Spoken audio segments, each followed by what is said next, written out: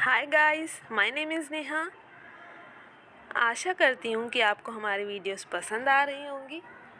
अगर पसंद आ रही हैं तो भी कमेंट सेक्शन में कमेंट करके बताइए, और अगर आपको कुछ क्वेरी है तो भी कमेंट सेक्शन में कमेंट करके हमको बताइए कि आपको क्या समस्या आ रही है, तो हम उसका समाधान ज़रूर करेंगे। शुरू करते हैं आज का टॉपिक। आज का हमारा टॉपिक है भारतीय संविधान की अनुसूची या भारतीय संविधान की अनुसूचियाँ।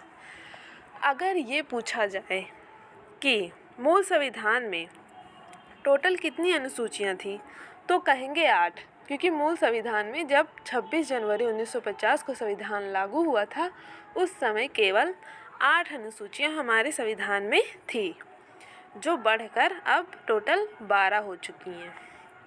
तो देखते हैं क्या है इन अनुसूचियों में। तो देखिए, प्रथम जो हमारी अनुसूची है उसमें है भारतीय संघ के घटक। मतलब ये जो हमारा पूरा इतना बड़ा देश है भारत, इसके घटक क्या है, मतलब ये किन किन चीज़ों से मिलकर बना है। ये राज्यों से मिलकर बना है ना, तो उसी के बारे में बताया गया है इसमें प्रथम अनुसूची में। टोटल 28 राज्य हैं और 8 केंद्र शासित प्रदेश हैं, और यही भारतीय संघ के घटक हैं। इनकी संख्या समय समय पर घटती बढ़ती रही है, लेकिन करंट के हिसाब से अगर देखा जाए तो वर्तमान में 28 राज्य और 8 केंद्र शासित प्रदेश हैं। ठीक है, क्योंकि समय समय के हिसाब से समय समय के अनुसार राज्यों की सीमाएं घटाई बढ़ाई जाती रहती हैं, और कुछ कम किया जाता है, कुछ बढ़ाया जाता है। उसके हिसाब से ये कभी ज़्यादा हो जाते हैं, कभी कम हो जाते हैं, लेकिन वर्तमान में 28 राज्य और 8 केंद्र शासित प्रदेश हैं।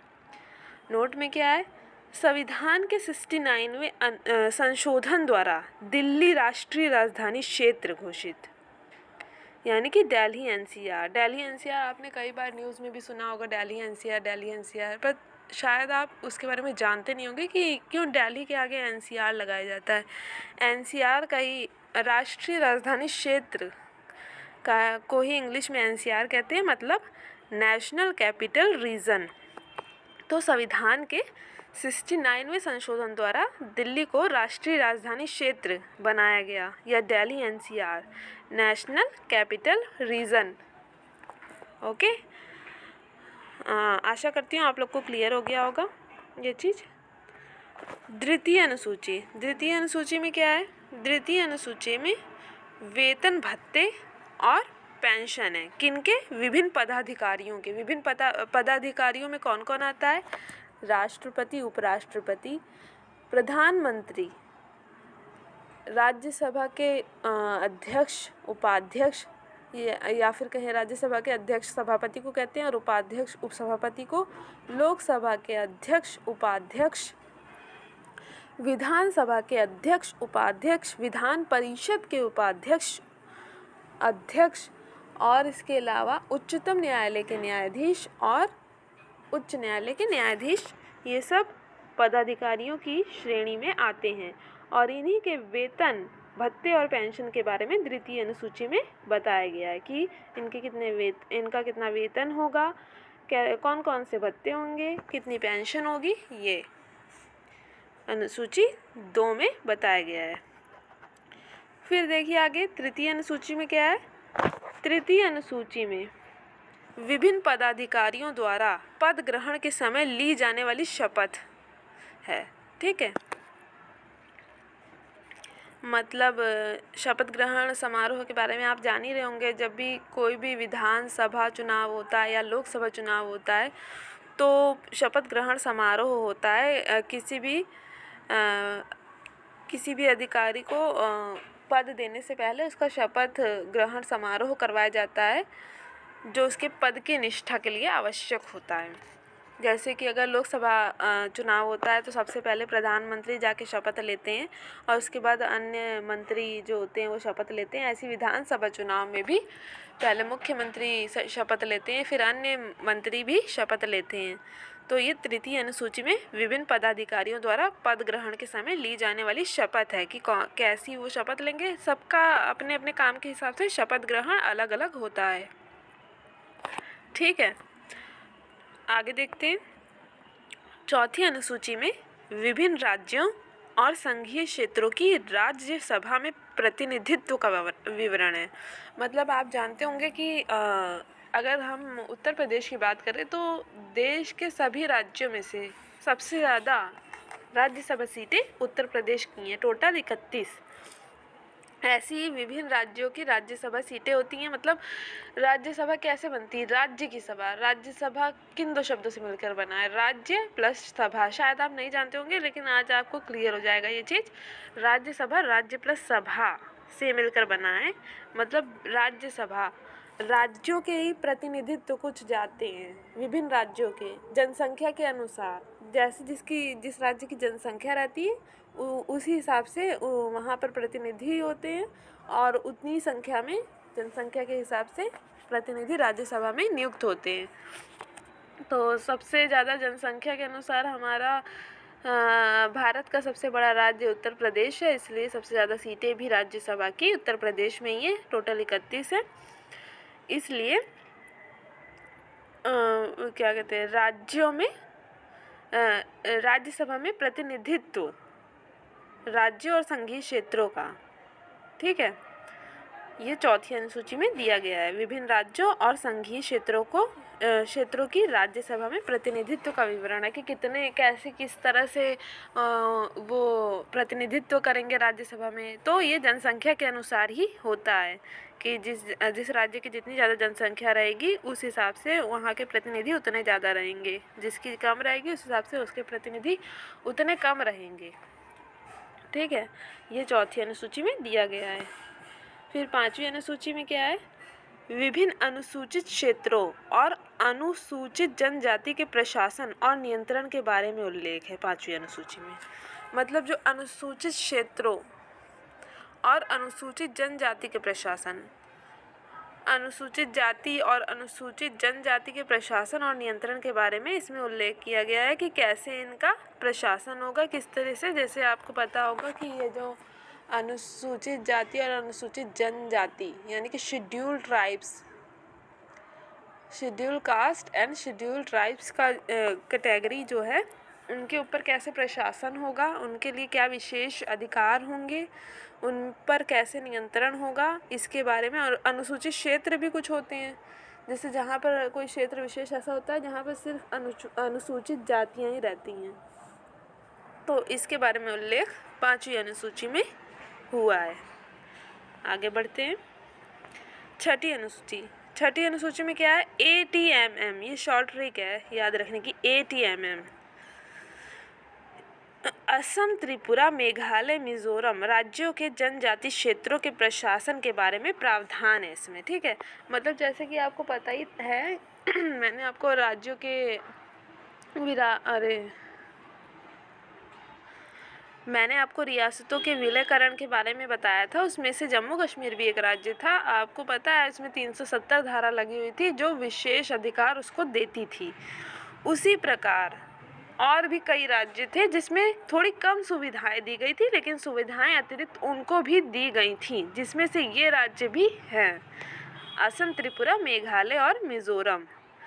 इन 4 राज्यों में राज्यों के जनजाति क्षेत्रों के प्रशासन के बारे में प्रावधान है, क्योंकि इनकी भी जो जनजातियां थी वो विशेष प्रकार की थी, थोड़ी अलग प्रकार की थी, जिसके कारण इनको कुछ विशेष प्रावधान के साथ भारत में मिलाया गया और इनको विशेष अधिकार थोड़े बहुत दिए गए।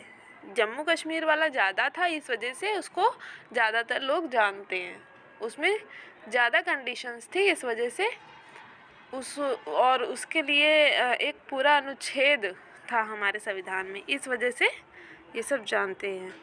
ये इन सब के बारे में लोग बहुत कम जानते हैं, लेकिन आज आपको पता चल जाएगा। छठी अनुसूची में ATMM असम, त्रिपुरा, मेघालय, मिजोरम राज्यों के जनजाति क्षेत्रों के प्रशासन के बारे में प्रावधान है कि कैसे इन पर शासन होगा, प्रशासन होगा। सातवीं अनुसूची। सातवीं अनुसूची में क्या है? केंद्र राज्यों के मध्य शक्तियों का बंटवारा इसमें है। केंद्र और राज्यों के मध्य कैसे शक्तियों का बंटवारा होगा, कौन कौन सी शक्तियां केंद्र को मिलेंगी, कौन कौन सी शक्तियां राज्य को मिलेंगी। सरकारों द्वारा शुल्क एवं कर लगाने के अधिकारों का उल्लेख है कि कौन कौन से सरकार कौन कौन से शुल्क लगाएगी, कौन कौन से कर लगाएगी। आपको पता होगा रोड टैक्स हमको देना पड़ता है, अब फास्टैग हो गया है। फास्टैग के माध्यम से हम रोड टैक्स देते हैं जब भी किसी वाहन से हम जाते हैं इधर उधर। तो सरकारों द्वारा शुल्क एवं कर लगाने के अधिकारों का उल्लेख भी 7वीं अनुसूची में ही है। इसमें 3 अनुसूचियां हैं, उसको जानिए। पहली है संघ सूची। संघ सूची में वो विषय आते हैं जिस पर केंद्र सरकार या संघ सरकार कानून बना सकती है।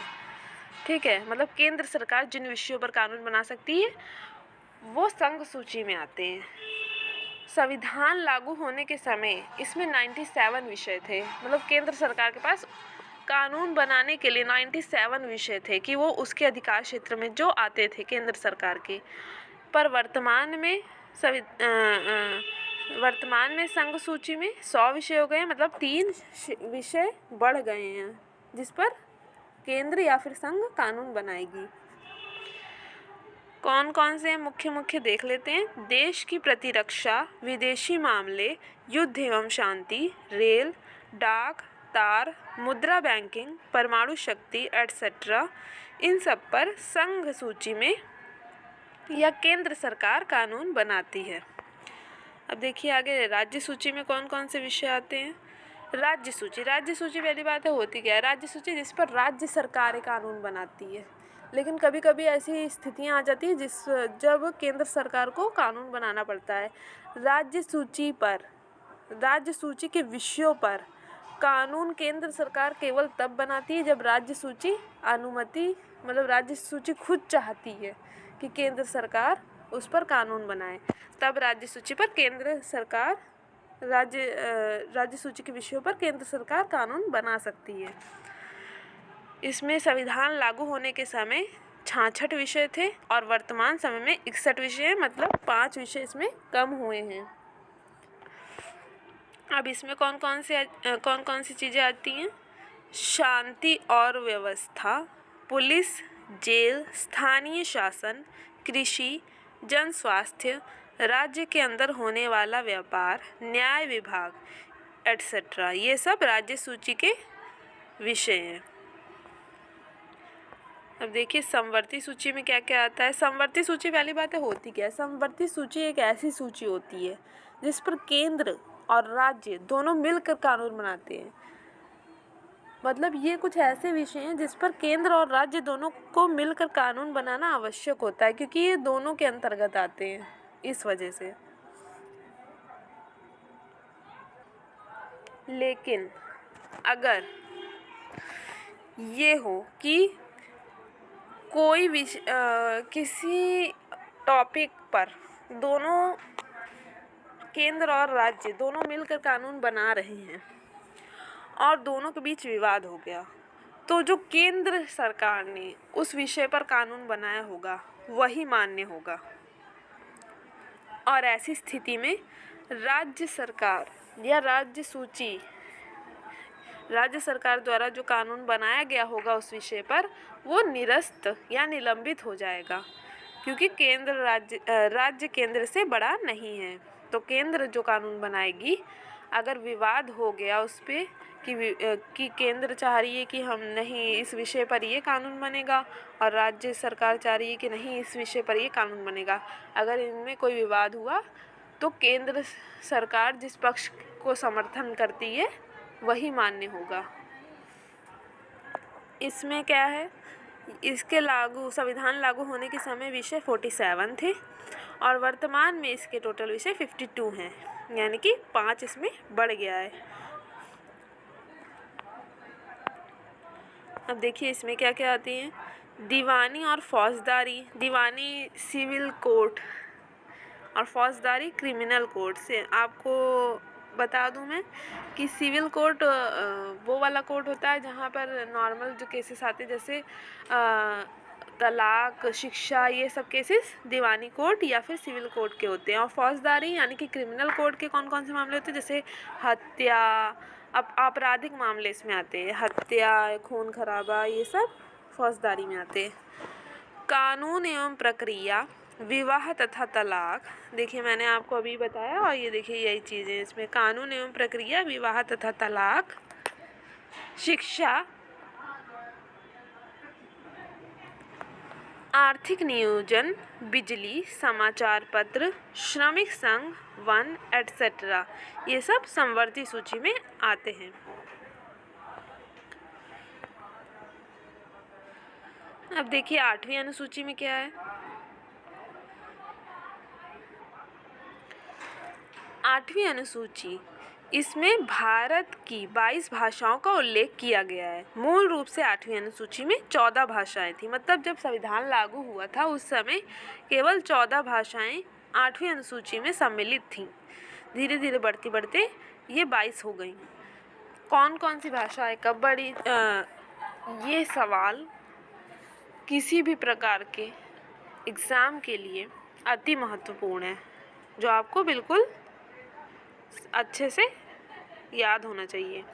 1967 ईस्वी में 21वां संविधान संशोधन हुआ, जिसके द्वारा संविधान में सिंधी भाषा जोड़ी गई।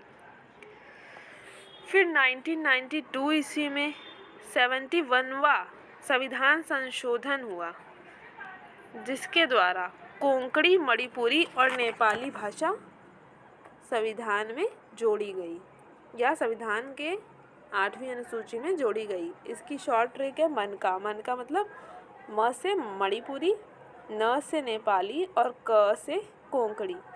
तो मनका याद रखेंगे तो आपको याद रहेगा 1992 में 71वां संविधान संशोधन द्वारा मनका यानी कि मणिपुरी, नेपाली और कोंकणी भाषा 8वीं अनुसूची में जोड़ी गई।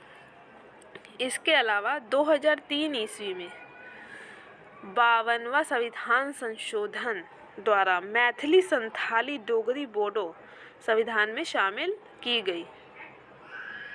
ये 4 भाषाएं, मैथिली, संथाली, डोगरी, बोडो, ये 4 भाषाएं शामिल की गई।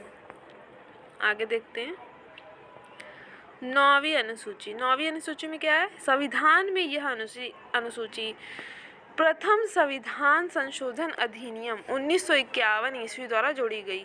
मतलब पहला ही संविधान संशोधन द्वारा ही, पहले संविधान संशोधन में 9वीं अनुसूची जोड़ा गया। ठीक, क्योंकि आपको मैं पहले ही बता चुकी हूँ कि जब मूल संविधान लागू हुआ था तो केवल 8 अनुसूचियाँ थी, बाद में 12 हुई हैं ये। तो संविधान में अनुसूची प्रथम संविधान संशोधन अधिनियम 1951 ईस्वी द्वारा जोड़ी गई। इसके अंतर्गत क्या है? इसके अंतर्गत राज्य सरकार संपत्ति के अधिग्रहण की विधियों का उल्लेख किया गया है।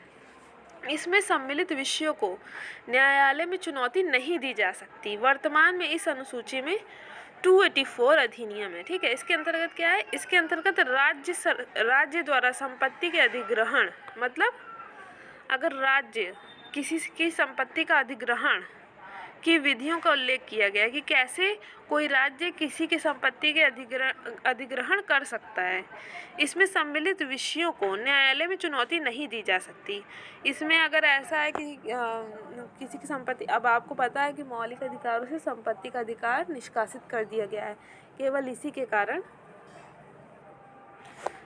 इसे निष्कासित किया गया है, क्योंकि ऐसा भी है कि अब संपत्ति का अधिकार हमारा मूल अधिकार नहीं है, ये एक विधिक अधिकार है। क्योंकि ऐसा बाद में महसूस हुआ कि अगर सरकार कोई कुछ योजनाएं देश को विकसित करने के लिए कुछ योजनाएं बना रही है और उसमें अगर किसी की संपत्ति की ज़रूरत पड़ेगी तो सरकार उसे आसानी से ले पाए, इसलिए संपत्ति के अधिकार को मूल अधिकार से निकालकर विधिक अधिकार में कर दिया गया है। इसीलिए आप देखते होंगे अगर आज भी मेट्रो का निर्माण होता है या फिर और भी किसी चीज़ का कंस्ट्रक्शन का काम होता है तो किसी क्षेत्र विशेष की जगह की ज़रूरत पड़ती है तो वहाँ पर जो रहने वाले स्थानीय लोग होते हैं उनको दूसरी जगह ज़मीन देकर या फिर कुछ पैसा देकर उनसे वो ज़मीन ले ली जाती है।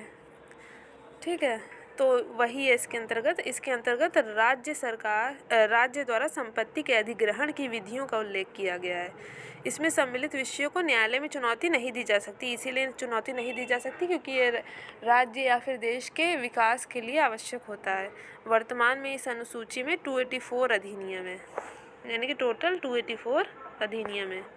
अब नोट में देखिए क्या है, पहले संविधान की 9वीं अनुसूची में सम्मिलित कानूनों की न्यायिक समीक्षा नहीं की जाती थी। मतलब पहले क्या होता था कि संविधान की 9वीं अनुसूची में जो सम्मिलित कानून थे उसकी न्यायिक समीक्षा नहीं की जाती थी। फिर क्या हुआ, 11 जनवरी 2007 ईस्वी के संविधान पीठ के निर्णय द्वारा यह स्थापित किया गया कि 9वीं अनुसूची में शामिल किसी भी कानून को इस आधार पर चुनौती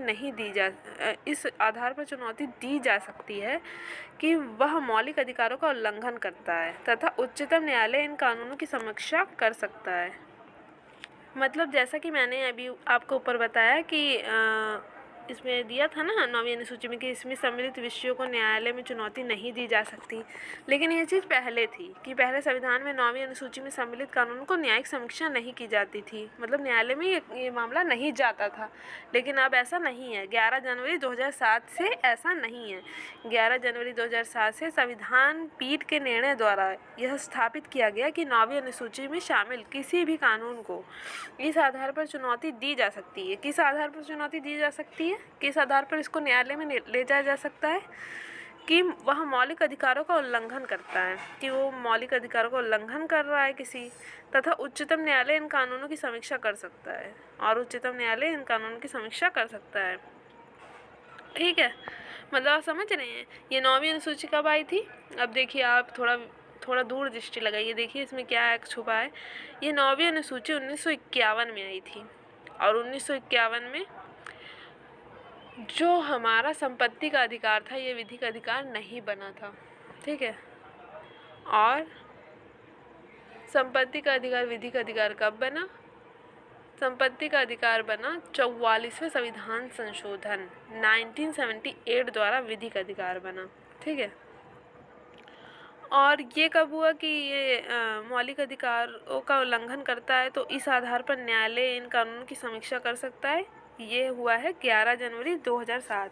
मतलब कोई भी मौलिक अधिकार हो सकता है, क्योंकि संपत्ति का अधिकार तो अब मौलिक अधिकार रह नहीं गया, लेकिन बाकी भी अधिकार इससे हनन अगर हो रहे हैं तो इस आधार पर समीक्षा किया जाएगा न्यायालय में। ठीक है, इसका अर्थ यही है। आगे देखिए,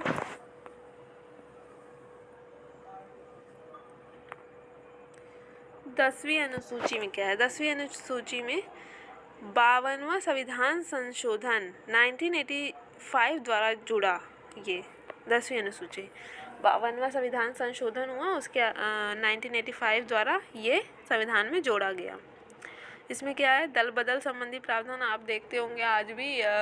कोई भी इधर की पार्टी का दूसरी पार्टी में शामिल हो जाता है, दूसरी पार्टी का इस पार्टी में शामिल हो जाता है। जैसे कि ज्योतिरादित्य सिंधिया को आपने देखा होगा, वो पहले कांग्रेस में थे और कांग्रेस से वो बीजेपी में आ गए। ऐसे ही बीजेपी के भी कई नेता कांग्रेस में जाके शामिल हो जाते हैं। तो ये दल बदल संबंधी प्रावधान किसमें, 10वीं अनुसूची में दिया गया है। फिर 11वीं अनुसूची में क्या है? 11वीं अनुसूची 73वां संविधान संशोधन 1993 द्वारा संविधान में जोड़ा गया। इसमें क्या है, पंचायती राज संस्थाओं को कार्य करने हेतु 29 विषय दिए गए हैं कि पंचायती राज जो है संस्थाएं, उनको कार्य करने के लिए 29 विषय दिए गए हैं कि किस किस विषय पर ये संस्थाएं कार्य करेंगी। वो टोटल 29 टॉपिक्स हैं या 29 विषय हैं। 12वीं अनुसूची में क्या है? 12वीं अनुसूची 74वां संविधान संशोधन 1993 द्वारा संविधान में जोड़ा गया। इसमें क्या है, शहरी क्षेत्र की स्थानीय स्वशासन संस्थाओं को कार्य करने हेतु 18 विषय। मतलब जैसे 11वीं अनुसूची में पंचायती राज संस्थाओं को कार्य करने के लिए 29 विषय दिए गए हैं, वैसे ही 12वीं अनुसूची में शहरी क्षेत्र की स्थानीय स्वशासन संस्थाओं को कार्य करने के लिए 18 विषय दिए गए हैं। ठीक है, ये 74वां संविधान संशोधन में है, 1993 में जोड़ा गया। ठीक, और ये किस में है? 12वीं अनुसूची में। यही हमारा ये टॉपिक समाप्त होता है। अगर आपको वीडियो अच्छी लगी हो तो वीडियो को लाइक करिए, सब्सक्राइब करिए एंड शेयर करिए। और अगर आपकी कोई भी क्वेरी हो और कोई भी आपकी समस्या हो या फिर कोई भी चीज़ हो तो आप कमेंट सेक्शन में कमेंट करके हमें बताइए। आपको वीडियो अच्छी लग रही है या नहीं ये भी बताइए, और आपको कैसी वीडियो और चाहिए ये भी बताइए। अगर हम आपकी समस्याओं का समाधान करने की पूरी कोशिश करेंगे। Thank you guys.